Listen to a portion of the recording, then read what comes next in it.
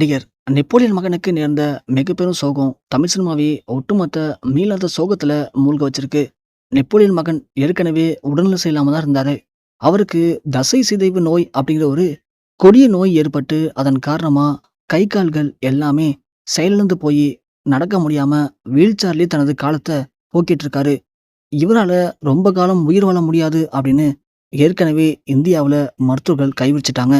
அந்த நேரத்துல தான் சம்பாரிச்ச ஒட்டுமொத்த சொத்தையும் வித்தாவது, தான் மகன காப்பாத்தியே தீருவேன் அப்படின்னு நெப்போலியன் அந்த அரிய வகை நோய்க்கு எதிரா அமெரிக்கா போயி, அங்கேயே செட்டில் ஆகி, தனது மகன டோக்கியோல இருக்கக்கூடிய ஒரு முக்கியமான மருத்துவமனையில அனுமதிச்சு, அவருக்கு தேவையான சிகிச்சைகள செஞ்சுகிட்டு, தன் மகனுடைய உயிர காப்பாத்தி, இப்போ அங்கேயே வாழ்ந்துகிட்டு இருக்காரு.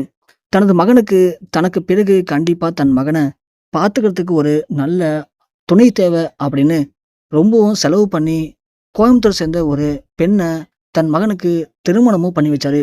இத எல்லாராலயுமே ஏத்துக்க முடியல. எல்லாரும் இத பார்த்து பயங்கரமா அதிர்ச்சி அடைஞ்சாங்க. ஏன்னா, அவருடைய மகனால எதுவுமே பண்ண முடியாது. எழுந்து நடக்க முடியாது. அவரால திருமண வாழ்க்கைக்கு செட்டே ஆக மாட்டாரு. இருந்துமே ஒரு பொண்ணோட வாழ்க்கைய நெப்போலியன் எப்படி கெடுத்தாரு? நெப்போலியன் ஒரு நல்ல நடிகர் மட்டும் இல்ல, நல்ல மனிதரும் கூட.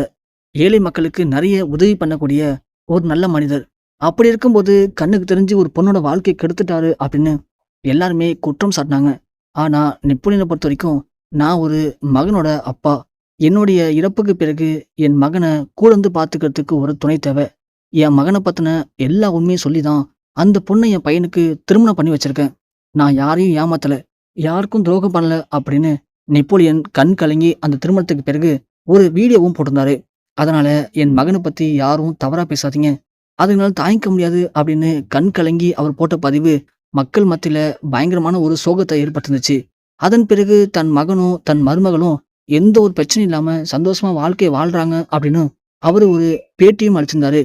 ஆனா அவங்களுக்குள்ள எந்த பிரச்சனையும் இல்லாம போயிட்டு இருந்த இந்த நேரத்துல திடீர்னு அவருடைய மகனுக்கு உடல்நிலை சரியில்லாம போயிருக்கு. ஏன்னா அவருடைய மகனுக்கு தசை சிதைவு நோய் காரணமா அடிக்கடி உடல்நிலை சரியில்லாம போயிடும். அந்த நேரத்துல அவரை காப்பாத்துறதுக்கு ஏதுவாதான் மருத்துவமனைக்கு பக்கத்திலேயே வீடு எடுத்து அங்க தங்கியிருக்காரு. திடீர்னு நள்ளிரவுல அவருக்கு உடல்நிலை சரியில்லாம போகி உடனடியாக மருத்துவமனையிலும் அனுமதிக்கப்பட்டிருக்காரு. அனுமதிக்கப்பட்ட உடனே அவருக்கு உயர்தர நவீன சிகிச்சைகள் எல்லாமே அளிக்கப்பட்டு அதன் பிறகு வீட்டுக்கும் கொண்டு வந்திருக்காங்க.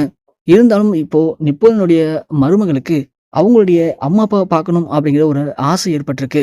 அதன் காரணமா அவங்கள இந்தியாவுக்கு அழைச்சுவதற்காக நெப்போலியன் முடிவு பண்ணியிருக்காரு. ஆனா தன் மகனும் தன் கூட வரணும் அப்படின்னு ஆசைப்படுறாரு. அவரையும் ஒரு தனி விமானத்துல அழைச்சுவதற்கு நெப்போலியன் பிளான் பண்ணியிருக்காங்க. ஆனா நெப்போலியன் மகனால விமானத்துல போக முடியாது அப்படின்னு ஏற்கனவே மருத்துவர்கள் அறிவுரை கொடுத்திருந்தாங்க. ஆனா அத நெப்போலியன் மதிக்காம தன் மகனை அந்த விமானத்துல அழைச்சுவதற்கு ரெடி பண்ணி விமானத்தை புறப்பட்டிருக்காங்க. விமானம் புறப்பட்ட கொஞ்ச நேரத்திலே திடீர்னு அவருடைய மகனுக்கு திரும்பவும் உடல்நிலை சரியில்லாம போய் மிக மிக ஒரு மோசமான நிலைமைக்கு போயிருக்காரு. அதை பார்த்து பயந்து போன நெப்போலியன் விமானத்தை உடனடியாக தரையிறக்கி அவரை கொண்டு வந்து மீண்டும் இப்போ மருத்துவமனையில அனுமதிச்சிருக்காங்களாம். ஸோ அவரை இப்போ விமானத்துல கொண்டு வந்ததன் காரணமா தான் மீண்டும் அவருக்கு உடல்நிலை சரியில்லாம போய் மிக மிக ஒரு மோசமான நிலைமையில அவர் இப்போ மருத்துவமனையில அனுமதிக்கப்பட்டிருக்காரு அப்படிங்கிற செய்திகள் மட்டும் இணையத்துல காட்டுத்தீ போல பரவிட்டு இருக்கு.